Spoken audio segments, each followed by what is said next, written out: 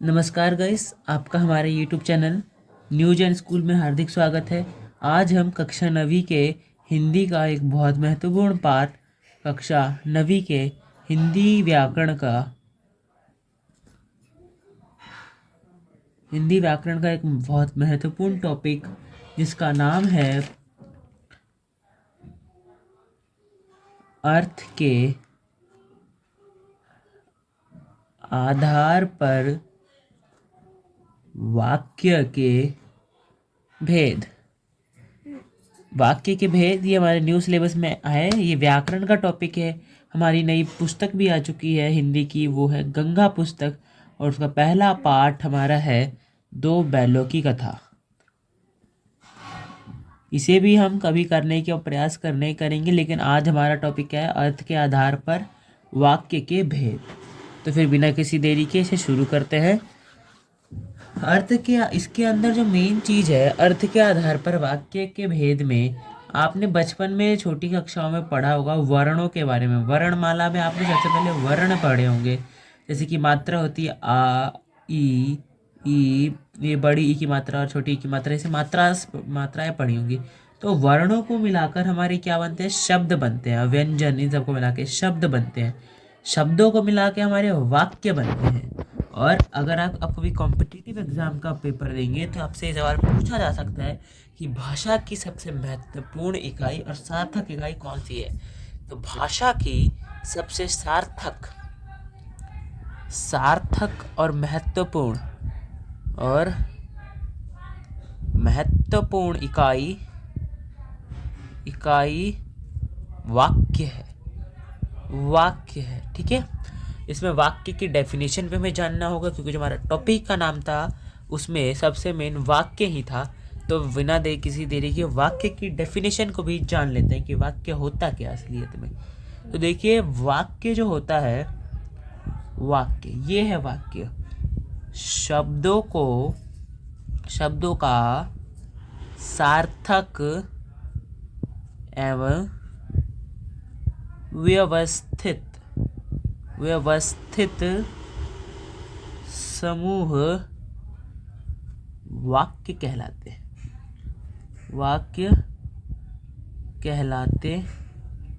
हैं। शब्दों का सार्थक एवं व्यवस्थित समूह वाक्य कहलाते हैं। इसका अर्थ है कि शब्दों को एक सीक्वेंस वाइज लगाना, उसे वाक्य कहते हैं। जैसे मैं उदाहरण में दूं, मेरा नाम राम है। मेरा नाम राम है, ये आपको समझ में आ जा रहा है। मेरा नाम राम है, और मैं लिखूं राम नाम मेरा है, समझ में तो आपको फिर भी आएगा कि मेरा नाम राम है, लेकिन ये लिखने में सीक्वेंस वाइज सही नहीं लग रहा। मेरा राम नाम मेरा है, ये सही नहीं है। व्याकरण के आधार पे ये सही है, ये गलत है। तो सही क्रमबद्ध तरीके से लगाना वाक्य को, सीक्वेंस वाइज, उसी को शब्दों को, उसे वाक्य कहते हैं। इंग्लिश में आपने पढ़ा होगा assertive sentence, subject plus verb plus object, यही वाक्य होता है हिंदी में। वर्ब क्रिया होती है, ऑब्जेक्ट वस्तु, और सब्जेक्ट जो कर्ता। ठीक है, कर्ता कर्म ये वाला होता है। कर्ता क्रिया कर्म, कर्ता इसमें हिंदी का जो होता है कर्ता प्लस क्रिया प्लस कर्म, ये इन दोनों को प्लस करके एक वाक्य बनता है, सिंपल सा। इंग्लिश में आपने कभी अगर वाक्य को पढ़ा होगा, टाइप्स ऑफ सेंटेंसेस, तो उसमें 4 भेद होते होंगे, 4 टाइप्स होते होंगे। चारों को हम किसी और वीडियो में जानेंगे। इंग्लिश का हिंदी की कक्षा है, इसलिए हिंदी की जानते हैं, लेकिन हिंदी में हमारे पास 8 भेद होते हैं। 8 भेद होते हैं हिंदी में। सॉरी, जो हमारे वाक्य होते हैं, मैंने गलत आपको थोड़ी इन्फॉर्मेशन दे दी। वाक्य जो होते हैं उसके 2 भेद होते हैं। एक होता है अर्थ के आधार पर,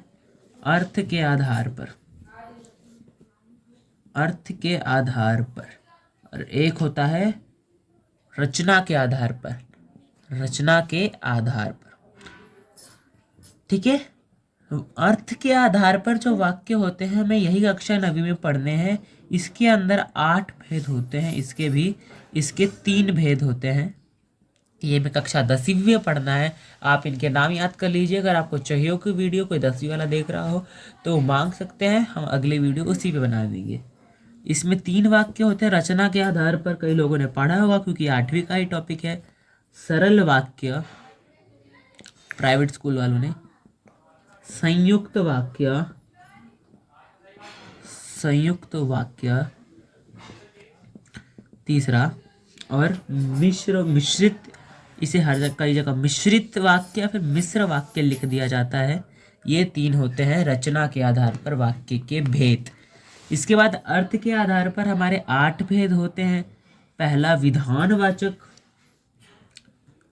विधानवाचक, विधानवाचक, निषेधवाचक। एक सेकंड, इसे हम इधर थोड़ा सा साइड में लिख लेते हैं, इसे हम बाद में लिखेंगे इनके भेद। पहले मैं कुछ आपको 8 सेंटेंसेस लिख के दे देता हूँ, उससे हम समझेंगे। पहला सेंटेंस, पहला, दूसरा, तीसरा, चौथा, पांचवा, छठा, सातवां, आठवां। पहला सेंटेंस, मोहन पढ़ता, मोहन पढ़ता है।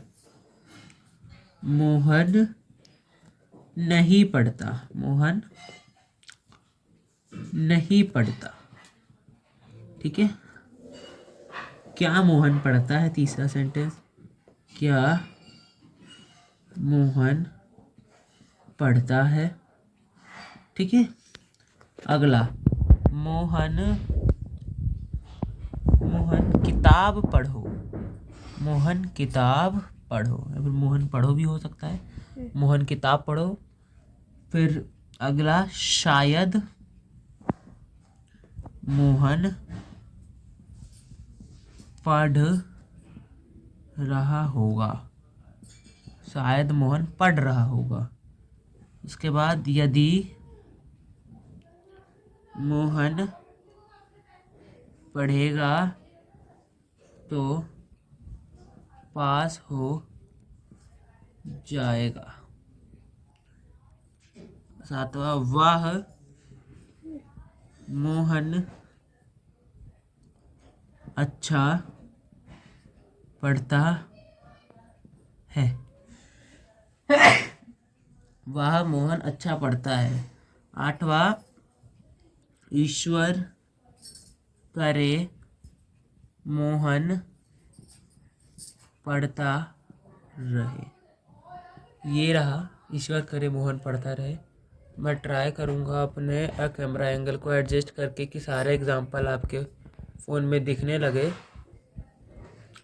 तो आप देख सकते हैं, आपको सारे एग्जाम्पल दिख रहे होंगे। ये सारे एग्जाम्पल है। पहले में है मोहन पढ़ता है, नॉर्मल सेंटेंस है, नॉर्मल सेंटेंस है ये। पहले में मोहन पढ़ता है, ये पहले में आप देख सकते हैं, पहला एक नॉर्मल सेंटेंस है। इसमें हमें बस, इसमें हम किसी चीज़ को बताते हैं कि हाँ भाई ये हो रहा है, जानकारी देना होता है इसमें। इस सेंटेंस को हम कहते हैं विधानवाचक, विधानवाचक, विधानवाचक वाक्य। नेक्स्ट में है हमारे पास मोहन नहीं पढ़ता, मोहन नहीं पढ़ता। इसमें आप देख सकते हैं, इसमें नकारात्मक वाक्य है, इसमें मना किया जा रहा है, तो फिर इसे हम निषेधवाचक कहते हैं। क्या कहते हैं, निषेधवाचक। या फिर आपको कहीं कहीं ये नकारात्मक वाक्य भी दिख जाएगा लिखा हुआ, नकारात्मक वाक्य इस तरह भी आपको लिखा हुआ दिख सकता है। ठीक है। निषेधवाचक कहते हैं, निषेध आपने दिखा होगा कहीं पे, यहाँ कार पार्क करना निषेध है, प्रोहिबिटेड ये लिखा रहता है, उसका मतलब है बिल्कुल मना ही है ये। मोहन नहीं पढ़ता तो नहीं पढ़ता मोहन। तीसरा है, क्या मोहन पढ़ता है। ये सवाल पूछा जा रहा है, क्या मोहन पढ़ता है। ये कंफर्म नहीं है कि मोहन पढ़ता है कि नहीं पढ़ता, यहाँ पे सवाल पूछा जा रहा है, तो फिर इसको बोलते हैं प्रश्नवाचक। ये तो सिंपल है, प्रश्नवाचक वाक्य। ये आप एक वीडियो देखने से आपको आराम से समझ में आ जाएगा। इसमें इससे अब एग्जाम्पल से समझ रहे हैं। मोहन किताब पढ़ो, इसमें उसे आज्ञा दी जा रही है कि भाई करो ये, तुम्हारे को ये काम करना है, एडवाइस दी जा रही है तुम्हें। तो इसमें हम यूज़ करते हैं मोहन किताब पढ़ो, इसमें हम कहते हैं आज्ञावाचक। ये कितना सिंपल है, आज्ञा दी जा रही है, आज्ञावाचक। ये बहुत सिंपल टॉपिक है। आज्ञावाचक वाक्य कहते हैं इन्हें, आज्ञावाचक वाक्य। आप देख सकते हैं आज्ञावाचक वाक्य। शायद मोहन पढ़ रहा होगा। शायद, हाँ कंफर्म नहीं है, पढ़ भी रहा होगा नहीं भी पढ़ सकता है, मोहन की मर्जी भाई। मोहन पढ़ भी रहा होगा नहीं भी पढ़ रहा होगा, तो इसमें कंफर्म नहीं है, शायद है, यानी इसमें संदेह है, तो इसे संदेहवाचक कहते हैं। क्या कहते हैं? संदेहवाचक। संदेहवाचक वाक्य इसका नाम होता है। ठीक है, अगला वाक्य है यदि मोहन, देखिए अगला वाक्य क्या है? यदि मोहन पढ़ेगा तो पास हो जाएगा। यदि मोहन पढ़ेगा तो पास हो जाएगा, इसमें दो चीज़ों को इंटरलॉक कर रहे हैं। मतलब यदि पढ़ेगा तभी पास होगा, नहीं पढ़ेगा तो फेल होगा। इसमें दो चीज़ों को जोड़ रहे हैं, मतलब इससे ये कनेक्टेड है। तो इसमें हम करते हैं संकेतवाचक। इसमें संकेत दे रहे हैं कि अगर भाई एक संकेत है कि पढ़ ले वरना पास नहीं होगा। संकेतवाचक वाक्य इन्हें कहा जाता है। ओके, वाह मोहन अच्छा पढ़ता है। वाह, ये एक स्ट्रॉन्ग एक्सप्रेशन दिखा रहा है, जिसे इंग्लिश में हमें एक्सक्लामेटरी सेंटेंस कहते हैं। हिंदी में इसे हम विस्मयवाचक वाक्य कहते हैं। विस्मयवाचक वाक्य, इसके अंदर ये भी यूज होता है, आप देख के समझ सकते हैं। इसमें विस्मयबोधक चिन्ह का इस्तेमाल किया जाता है हिंदी में, एक्सक्लेमेटरी मार्क, इंग्लिश में सॉरी। ईश्वर करे मोहन पढ़ता रहे, इच्छा विश कर रहे हैं कि भाई ईश्वर करे, इसमें इच्छा हो रही है तो इसे इच्छावाचक वाक्य कहते हैं। इच्छावाचक वाक्य कहते हैं। तो कितना सिंपल था ये हमारा ये टॉपिक, बिल्कुल तुरंत हम लोगों ने इसे ख़त्म कर लिया। मात्र 15 मिनट लगे होंगे हमें इसे ख़त्म करने में, और ये बहुत इंपॉर्टेंट टॉपिक है। 4 नंबर का सवाल इसे पूछा जाता है। और लेकिन इस टॉपिक में एक और चीज़ है जो आपको समझना ज़रूरी है, वो है, चलिए, जैसे कि आपको दिया रहेगा कक्षा 9वीं में, जो सीबीएसई बोर्ड के बच्चे हैं दिल्ली गवर्नमेंट के, वो तो उनके लिए ठीक है, और भी कहीं के भी है। तो आपके प्रश्न पत्र में, स्कूल के प्रश्न पत्र में दिया जाएगा कि क्या मोहन नहीं पढ़ेगा, ये दे दिया, पढ़ेगा, ये पढ़ेगा, ठीक है। क्या मोहन नहीं पढ़ेगा, तो इसमें प्रश्न भी पूछ लिया भाई, नकारात्मक दे दिया। तो आपने कभी भी मार्किंग स्कीम देखी होगी अपने हिंदी के पेपर की, तो फिर उसमें लिखा होगा कि हर उत्तर, प्रत्येक सही उत्तर के लिए उसे उचित जो विद्यार्थी है उसे उचित अंक मिलने चाहिए।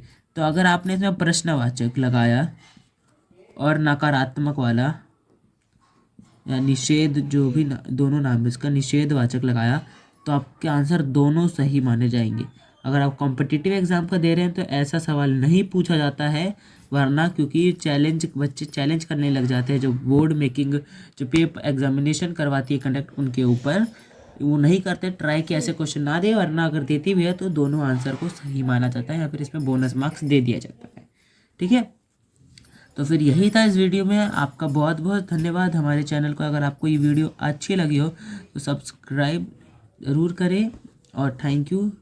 और ये हमारा न्यूजन स्कूल है, स्कूल की तरह पढ़ाई होने वाली है इधर, तो वेल एंगल। चलिए ठीक है, थैंक यू, धन्यवाद। मिलते हैं अगली वीडियो में।